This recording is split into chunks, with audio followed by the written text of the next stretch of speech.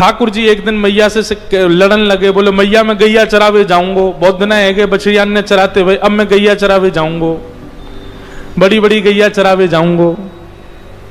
यशोदा मैया बोली लाला तू नेक सो छोटो सो लाला है, 4 साढ़े 4 वर्ष के होंगे ठाकुर जी। बोले तू गैया चरावे जावे को लाला, इन गैयान के पामन के नीचे आ जाएगो, ये ऐसी बड़ी बड़ी गैया इनके संग कैसे जाएगो। ठाकुर जी तो जिद करने लगे, ना मैया मैं तो गैया चरावे जाऊंगो। यशोदा मैया बोली अच्छा ठीक है तू बैठ, मैं तो तैयार तो कर दूं। सो यशोदा मैया ने ऊंची धोती पहनाई ठाकुर जी को।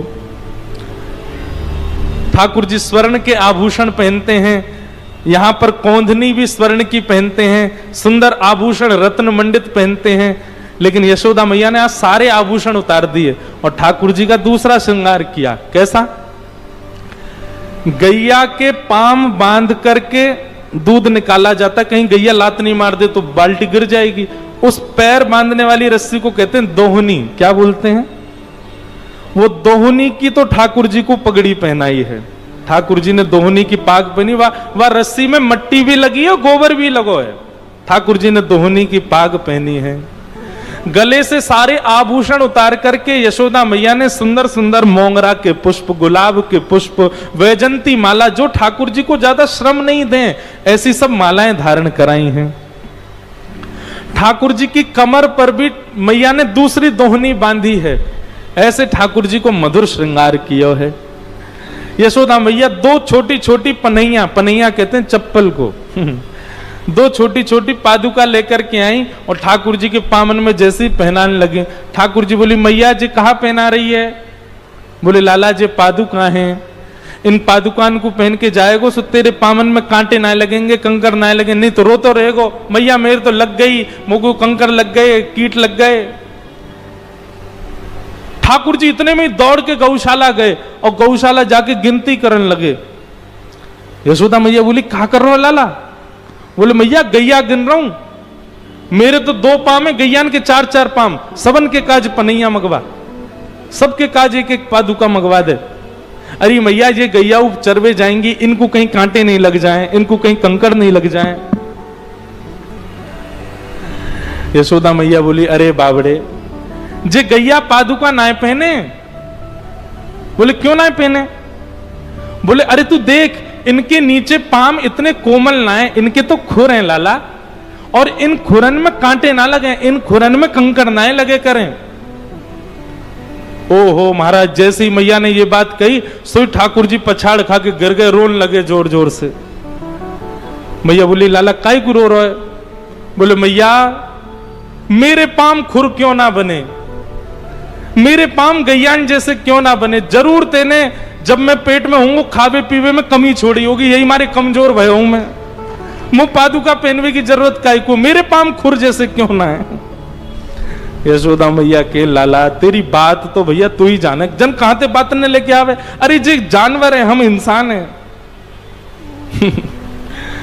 अब देख तू ज्यादा बात बनाएगा तो मैं जानना ही दूंगी तो। ठाकुर जी ना मैया मैं जा रहा हूं। इतना सुंदर वर्णन करते हैं श्री सुखदेव जी महाराज। आज ठाकुर जी गैया चराने के लिए जा रहे हैं। तम गोरजच्छुरित कुंतल बद्ध बरहा वन्य प्रसून रुचिरे क्षण चारुहासम वेणुम क्वणंत मनुगैर अनुगीत कीर्ति गोप्योद्र दीक्षित दशोभ्यगमन समेता। आहा आगे गाय पाछे गाय, इत गाय उत गाय, गोविंद को गायन में बस वो ही भावे। बहुत सुंदर पद है। अब मेरे को तो इतने सारे भाव आ रहे हैं कि मैं मधुराष्टकम गा दूं, कि छीत स्वामी जी का पद गा दूं, कि कौन सा भाव सुनाऊं। यहां पर इतने सुंदर ठाकुर जी लग रहे हैं। मधुराष्टकम गाते हैं। श्री वल्लभाचार्य जी महाराज वर्णन कर रहे हैं कैसे हैं ठाकुर जी। अधरम मधुरम वदनम मधुरम, अधरम मधुरम वदनम मधुरम मधुराधिपतेरखिलम मधुरम मधुराधिपतेरखिलम मधुरम। बहुत ध्यान से सुनिएगा, ये मधुराष्टकम है। श्रीमद् वल्लभाचार्य जी महाराज कहते हैं संसार के हर सुंदर व्यक्ति में कमी दिखाई दे सकती है, लेकिन हमारे श्याम सुंदर के एक एक रो में भी आप सुंदरता का दर्शन कर लोगे। उनका कुछ भी अमधुर नहीं है, सब मधुर है। अब यहां जो शब्द के साथ मधुर शब्द का प्रयोग हो, उस शब्द को सुनिएगा। अधरम मधुरम मतलब ठाकुर जी का मुख मधुर, अधरम मधुरम, वदनम मधुरम, नयनम मधुरम, हसितम मधुरम, हृदयम मधुरम, गमनम मधुरम, मधुराधिपते अखिलम मधुरम। सब लोग मेरे साथ गाओ।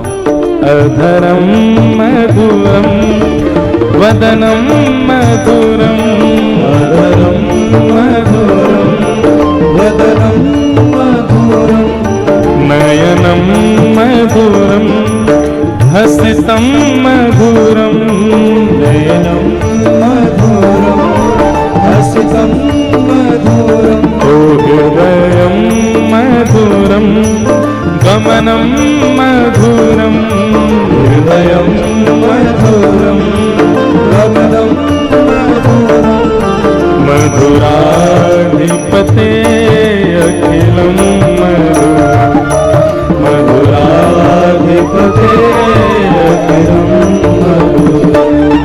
वचनम मधुरम, चरितम मधुरम, वसनम मधुरम, वलितम मधुरम, वचनम मधुरम, चरितम मधुरम, वसनम मधुरम, वलितम मधुरम, चरितम मधुरम, भ्रमितम मधुरम, चरितम मधुरम, भ्रमितम मधुरम, मधुराधिपते अखिलम मधुरम, मधुराधिपते अखिलम मधुरम।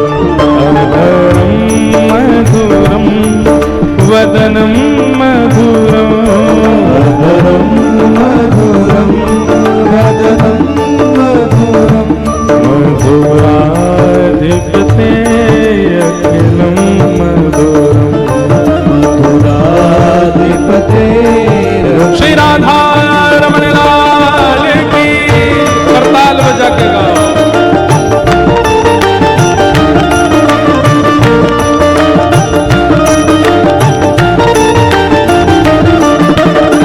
श्री राधा वल्लभ लाल की।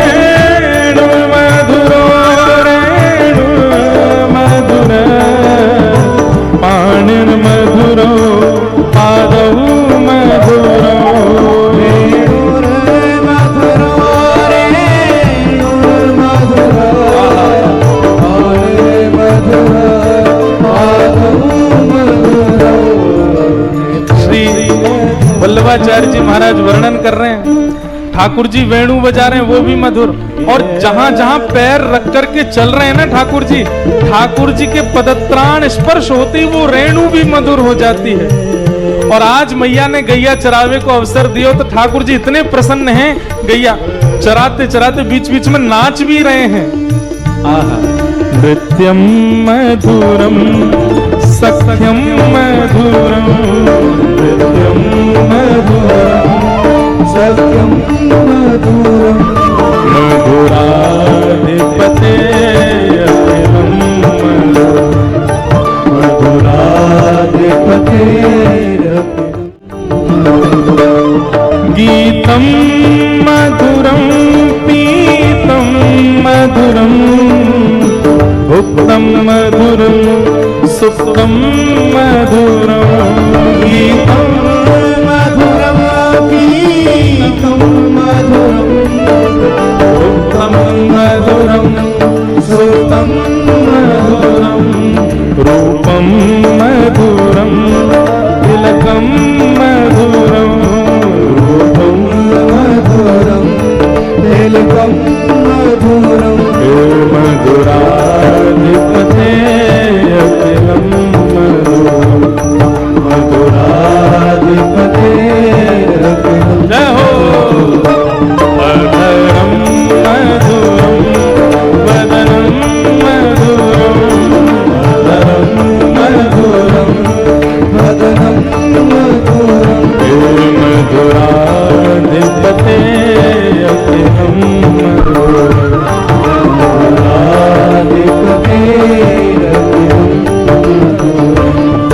तरणं मधुरं तरणं मधुरं हरणं मधुरं रमणं मधुरं तरणं मधुरं तरणं मधुरं हरणं मधुरं रमणं मधुरं वमितं मधुरं शमितं मधुरं वमितं मधुरं शमितं मधुरं मधुराधिपते अखिलं मधुरं मधुराधिपते हे गुंजा मधुरा माला मधुरा इनको गुंजा कहते हैं गुंजा मधुरा माला मधुरा यमुना मधुरा बीथी मधुरा गुंजा मधुरा माला मधुरा यमुना मधुरा बीथी मधुरा सलिलं मधुरं कमलं मधुरं सलिलं मधुरं कमलं मधुरं मधुराधिपते अखिलं मधुरं मधुराधिपते अखिलं वर्धनं मधुरं वदनं मधुरं वदनं मधुरं वदनं मधुराधिपते अखिलं मधुरं मधुराधिपते श्री गोवर्धन नाथ की जय।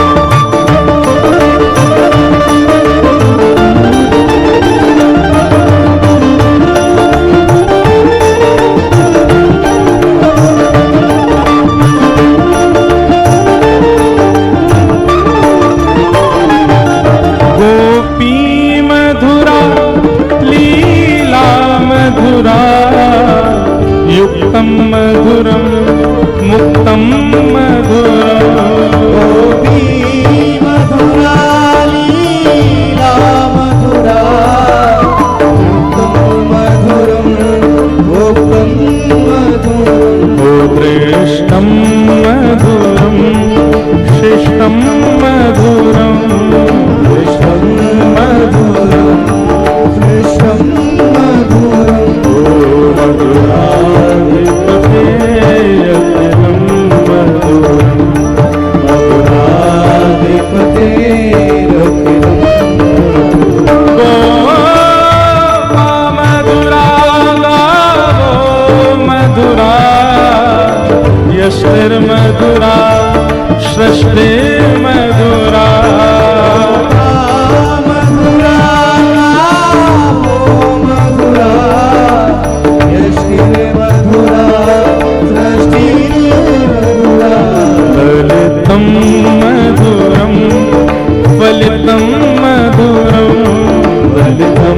मधुरम फलितम मधुरम मधुराधिपते अखिलम मधुराधिपति भाव से मधुराधिपति अखिलम मधुरम वदनम मधुरम वदनम मधुरम वदनम मधुराधिपते अखिलम मधुरम मधुराधिपते हे मधुराधिपते अखिलम मधुरम मधुराधिपते तम गोरजक्षुरित कुंतल बद्दबरः वन्य प्रसून रुचिरेक्षण चारुहासम वेणुं क्वणन्तमनुगैरनुगीत कीर्तिं गोप्योद्र दीक्षित दृशो भगमन समेता।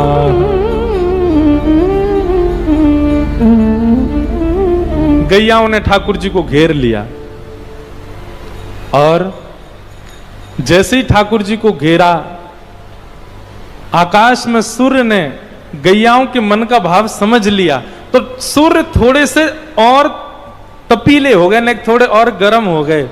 सोई ठाकुर जी के अंग पर प्रश्वेत के बिंदु प्रकट हो गए।